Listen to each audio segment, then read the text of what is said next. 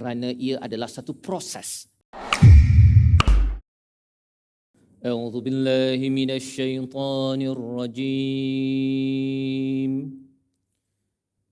Tanzilul kitab la raiba fihi min rabbil alamin.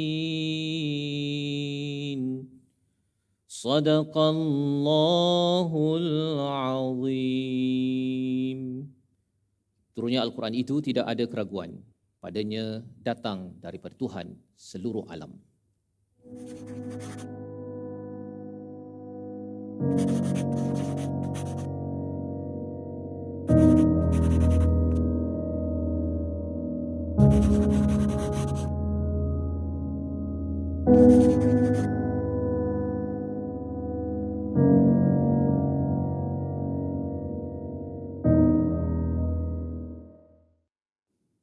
Dalam surah As-Sajdah ayat yang kedua mengingatkan kepada saya, kepada kita semua, bahawa Allah menurunkan Al-Quran ini tanzilul kitab.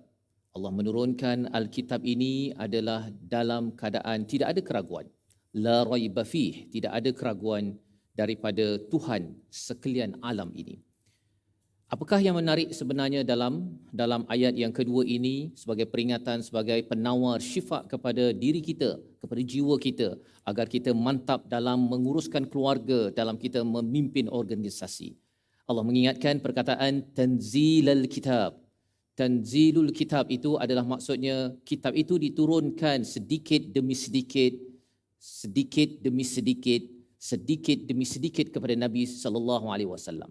Sudah tentunya kita faham bahawa sebenarnya Al-Quran 30 juzuk itu sebenarnya turun sekaligus daripada Lauh Mahfuz, daripada langit yang tinggi.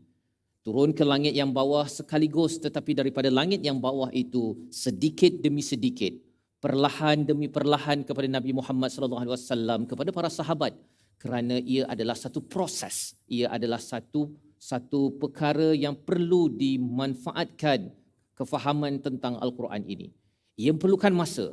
Dan ia mengingatkan kepada kita sebagai seorang ayah, sebagai seorang ibu, apabila kita mendidik anak kita, apabila kita ingin membina keluarga kita, kita jangan mengharapkan ianya terus bertukar pada hari ini, besoknya terus bertukar. Kita melaksanakan suatu projek perubahan dalam syarikat, dalam organisasi, hari ini dibuat, harap minggu depan terus menghasilkan natijah yang kita harapkan. Hidup kita adalah satu proses yang organik. Apabila kita dapat menghargai perkara ini, sudah tentunya ia akan menenteramkan jiwa kita. Tetapi kalau kita merasakan bahawa saya inginkan hasil yang cepat, saya ingin kalau boleh hari ini ditanam, esoknya terus berbuah, ia akan menyebabkan kita sedang melanggar kepada peraturan alam daripada Tuhan seluruh alam ini yang memberikan proses. Kalau kita lihat kepada awan di atas sana itu sedikit demi sedikit, sedikit demi sedikit menjadi awan, dan akhirnya dia turun sedikit demi sedikit, sedikit demi sedikit awan menjadi hujan. Itu adalah suatu yang amat menenangkan kita.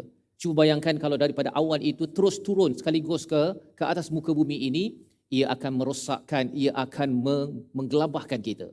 Itulah pelajaran daripada ayat kedua, agar kita terus menghargai proses. Dan kita tahu bahawa setiap individu berbeza garis masa untuk perubahan. Tetapi yang pastinya Allah akan mengubah seperti mana Quran mengubah generasi sahabat bersama Rasulullah. Allah